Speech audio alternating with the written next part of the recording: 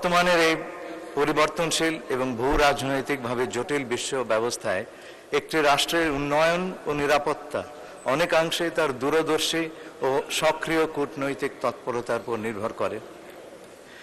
আমাদের কূটনীতির মূল লক্ষ্য হচ্ছে সবার আগে বাংলাদেশ ফার্স্ট, যার অভূতপূর্ব সাম্প্রতিক উদাহরণ হচ্ছে মাননীয় প্রধানমন্ত্রীর ঐতিহাসিক মালয়েশিয়া এবং চীন সফর।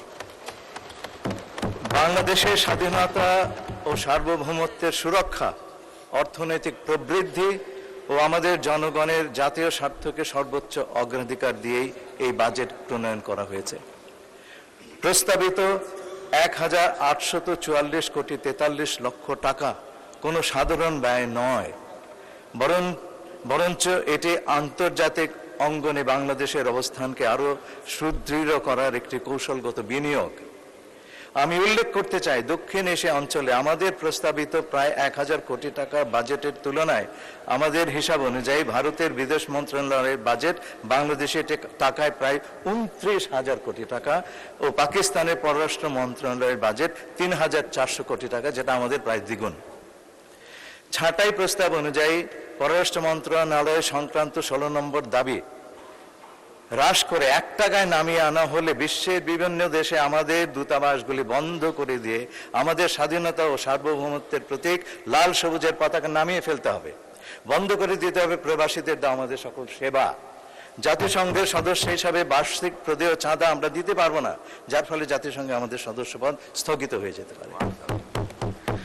সম্পূরক বরাদ্দ সহ পররাষ্ট্র মন্ত্রণালয়ের ২০২৫-২৬ অর্থ বছরে মোট বরাদ্দ ছিল ১,৭৬৪ কোটি ৩৮ লক্ষ ৯২ হাজার টাকা। তন্মধ্যে পরিচালন বাজেটে বরাদ্দ ছিল ১,৫৪২ কোটি ৪০ লক্ষ ৫১ হাজার টাকা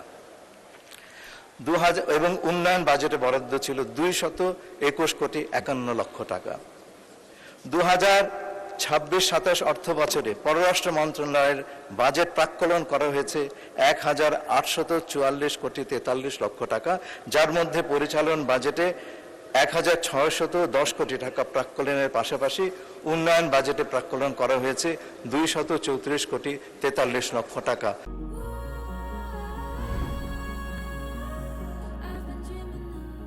২৬-২৭ অর্থ বছরে ৪.৫৩৬% বেশি বরাদ্দের প্রাক্কলন করা হয়েছে। এখানে কিন্তু আমাদের মনে রাখতে হবে যে পররাষ্ট্র মন্ত্রণালয়ের বাজেটে বড় একটা অংশ ব্যয় করা হয় বিদেশে অবস্থিত আমাদের দূতাবাসগুলির কার্যক্রম পরিচালনা করার জন্যে। টাকার বিপরীতে বৈদেশিক মুদ্রার বিনিময় হার ওঠানামার কারণে প্রকৃত ব্যয় বৃদ্ধির হার আরও কম হতে পারে, যেটা আমরা সম্পূরক বাজেট করার সময় কয়েক পরিচালন বাজেট বৃদ্ধির কথা আপনাদেরকে জানাচ্ছি। প্রথম, মালয়েশিয়ার জোহর যুক্তরাষ্ট্রের মিশিগান রাজ্যের ডেট্রয়েট, আর্জেন্টিনার বুয়েনোস আয়ারেস, আয়ারল্যান্ডের ডাবলিনে নতুন মিশন খোলা হয়েছে। উক্ত ৪টি মিশনের কার্যক্রম আগামী অক্টোবরে শুরু করার জন্য মোট ৩৯,৯৫,০০০ টাকার বরাদ্দ হয়েছে।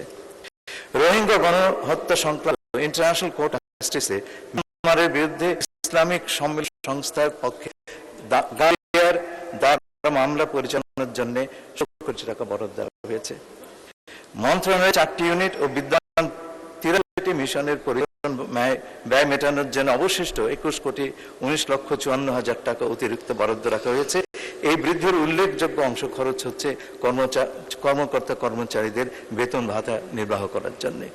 উন্নয়ন বাজেটের যৌক্তিকতা আমি বলছি, ২০২৬-২৭ অর্থ বছরে সংশোধিত বাজেটের উন্নয়ন খাতে পররাষ্ট্র মন্ত্রণালয়ের আওতায় বাস্তবায়নাধীন ৫টি প্রকল্পের অনুকূলে সর্বমোট ২৩৪ কোটি ৪৩ লক্ষ টাকা বরাদ্দ করা হয়েছে। এর মধ্যে রয়েছে জার্মানির বার্লিনে বাংলাদেশ চ্যান্সেরি কমপ্লেক্স নির্মাণ প্রকল্পের অনুকূলে ১৭ কোটি ৬২ লক্ষ ৫০ হাজার টাকা, সৌদি আরবের জেদ্দায় বাংলাদেশ চ্যান্সেরি কমপ্লেক্স নির্মাণ প্রকল্পের অনুকূলে ৪৫ কোটি টাকা, অস্ট্রেলিয়ার ক্যানবেরায় বাংলাদেশ চ্যান্সেরি ভবন নির্মাণ প্রকল্পের অনুকূলে ১২০ কোটি ১২ লক্ষ টাকা, মিশরের কায়রোতে বাংলাদেশ চ্যান্সেরি কমপ্লেক্স এবং আবাসিক ভবন নির্মাণ প্রকল্পের অনুকূলে ৩ কোটি ১ লক্ষ এবং অননুমোদিত প্রকল্পের জন্য 48,67,50,000 টাকা থোক বরাদ্দ রাখা হয়েছে। মাননীয় স্পিকার, আমি প্রস্তাব করছি ছাঁটাই প্রস্তাব গ্রহণ না করে দাবি নম্বর 16 সম্পূর্ণভাবে গ্রহণ করা হোক।